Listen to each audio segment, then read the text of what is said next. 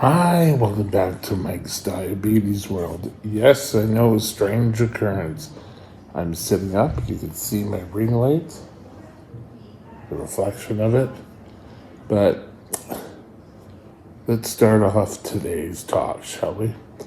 First of all, 8.3 blood sugar. I'm about halfway through my calibration. It's a little bit early to do a calibration for lunch, but after that,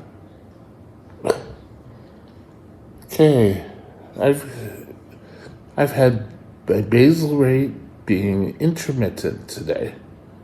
I've had a few little corrections and haven't done a bolus since around 8:30.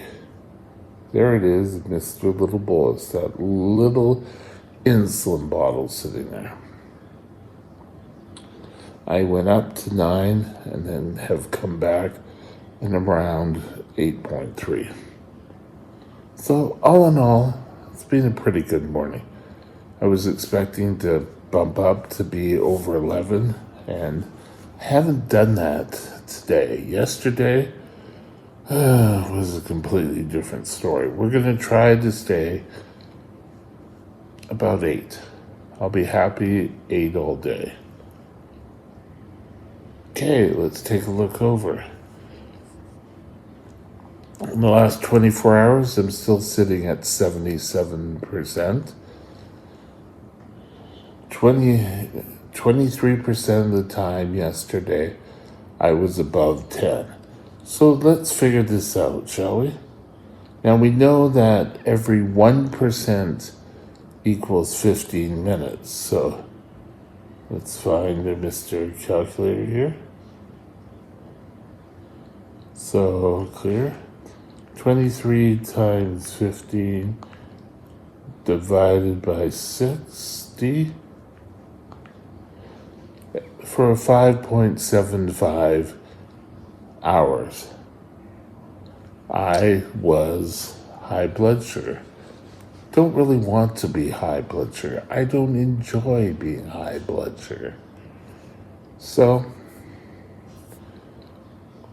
we have to deal with what we have. So we have to work on it today. I'm going to have to keep a look at it, make sure corrections are happening. If they're not, maybe I'll have to try a forced correction.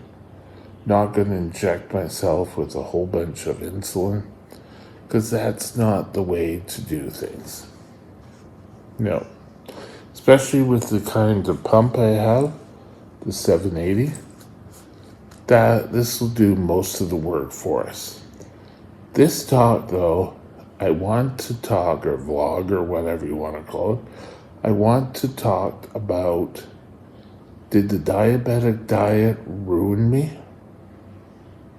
Stay tuned.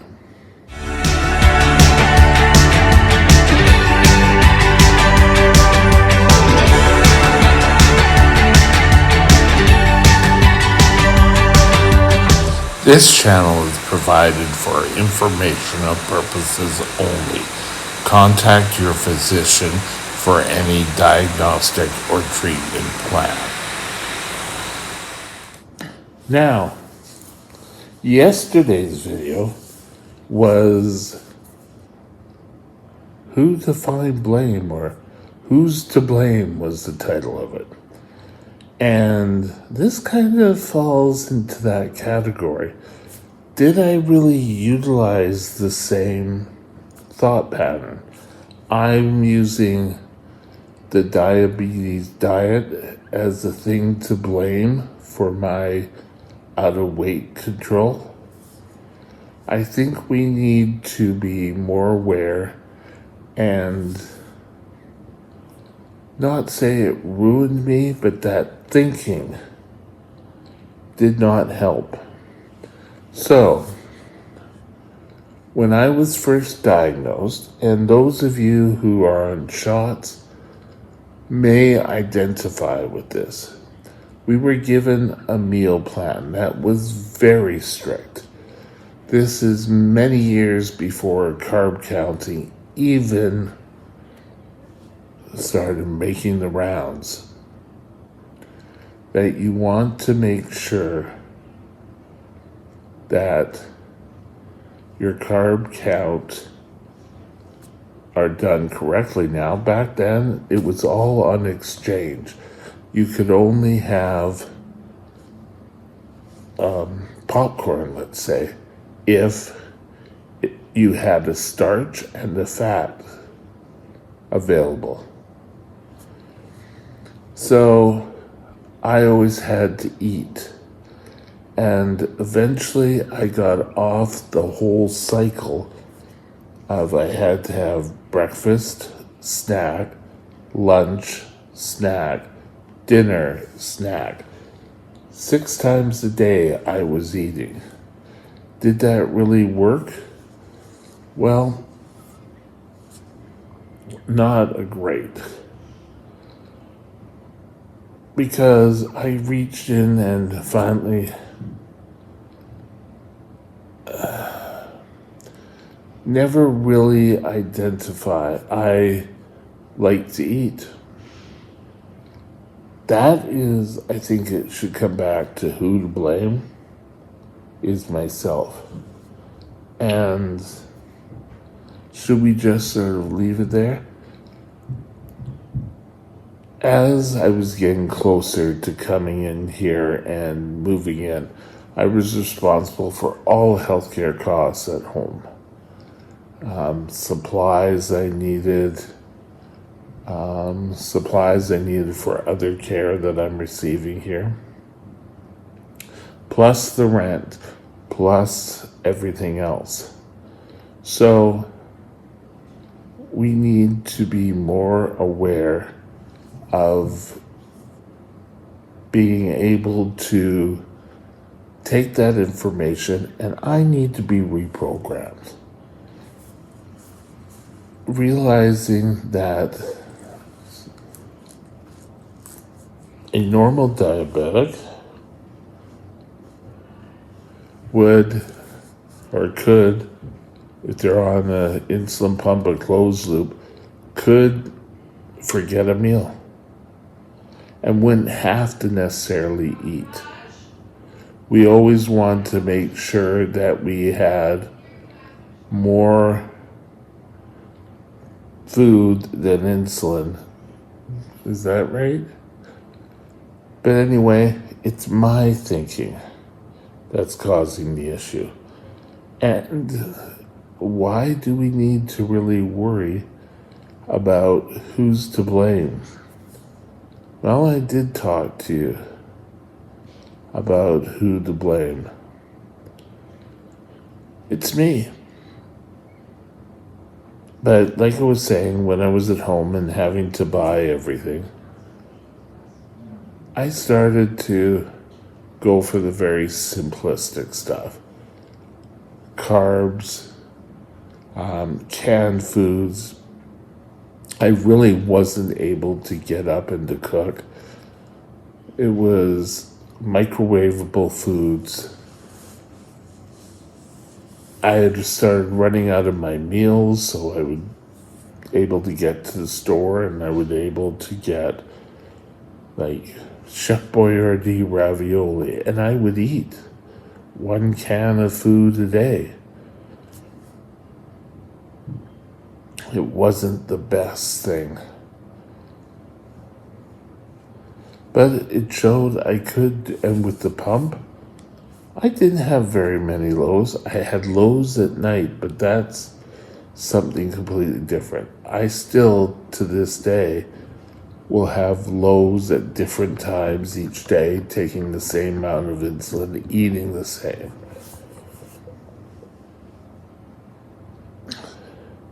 But still, why am I looking for blame? I shouldn't be looking for blame. I should be looking on how to live my life. Now, I know for a fact here that people prepare the meals and serve. Great. I only eat what's given to me. Getting up, doing things, is important, but again, that whole thinking, oh, I've got to eat or I'm going to go low. Oh, I've got to eat or I'm going to go low. And usually I would gravitate to high carb, a lot of prepared meals, supermarket prepared meals, which would have an awful lot of fats, sauces, high salt, which isn't great for a diabetic. We know that. But I survived. I got to the point of sometimes when I had a little bit of extra cash, I would order a Chinese food meal for 4 people, and then I would break it up and have it throughout a couple of days after. Same with the pizza. Now it's great. I don't have to worry about food or food insecurity. I pay a flat rate, and that's fine. I don't go out looking for excess food anymore. Right now, I'm kind of limited to movement, and once I get a full power chair again, I can get out and I can go and do things. Who knows? But we'll see. I really don't want to be reliant on food as much as I think I have to. Ideally, the freedom came for any diabetic is when the pump and counting carbs. Counting carbs was the best thing. When I finally was when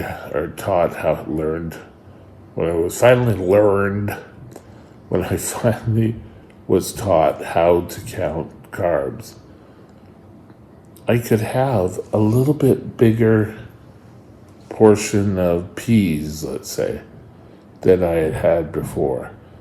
And all I could think of was my sister, who I lived with at the time.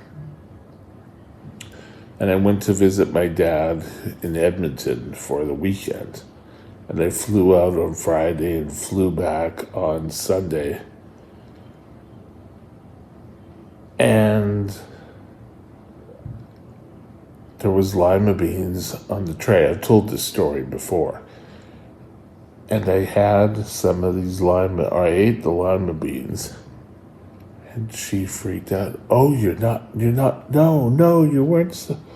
And she thought I was going to go hide the whole thing. Nothing wrong with that thinking. That's how we were programmed. You can't have anything different than what was on your food schedule. It was all really a fine-tooth. Everything was worked out. Now, I think since 1970s, meals and diabetes has changed. You can pretty well eat what you wish as long as you count the carbs. And follow it up with the correct amount of insulin. So, now thinking about when I first I've named these videos ahead of time. And when I was planning out the weeks, I planned this one, Who's to Blame? And then this past week, I saw, Did the Diet Ruin Me? It didn't ruin me. I just played into the fact that I have to keep eating. And I would always go and choose the wrong things to eat. I never really could get my head wrapped around that. I'm now paying the price. I'm a little overweight, but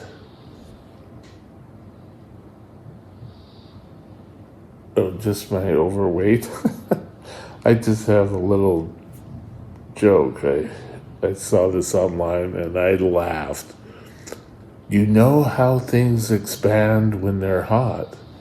Therefore, I must just be hot. Fun joke. But nowadays, we're getting to the point where we can eat when we're hungry. Ideally, a basal rate should follow and hold you till you're ready to eat again. I know it's mind blowing. Insulin, when you're giving shots with a syringe or a pen, can be a little bit different.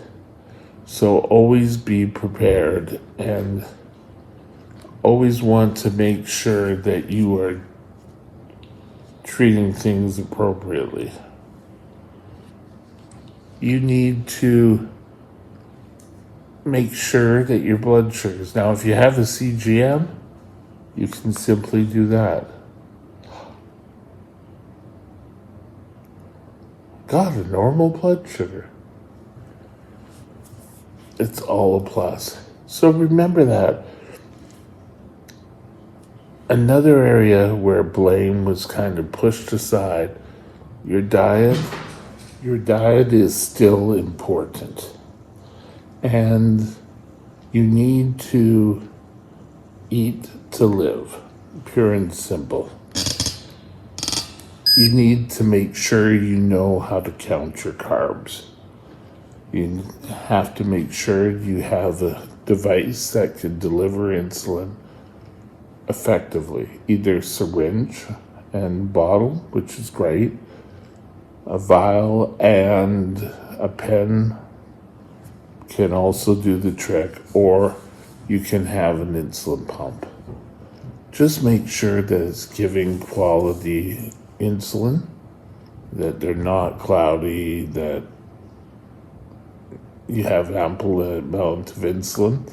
Second of all, make sure that your dosing is correct and that you've set up enough insulin in your pack. That's always a good thing. Those two things will work. Making sure that you eat when you need to eat, when you're on the pump. If you're injecting insulin and on the long-acting insulin, you may need to follow more routine about eating. All in all, the diabetic diet did not ruin me. I took liberties where I shouldn't have over the years. And with that, to this day, I'm eating better. I'm feeling better for it. And with that, we'll call it a day. Have a great day, and we'll talk again soon. Bye now. My next vlog topic will be Tomorrow's videos or vlog will center around those evil carbs. And are they really as evil as we think? Stay tuned for tomorrow's video on carbs evil? Have a great day, and we'll see you again soon. Bye now. My email is mikesdiabetesworld@gmail.com. mikesdiabetesworld@gmail.com.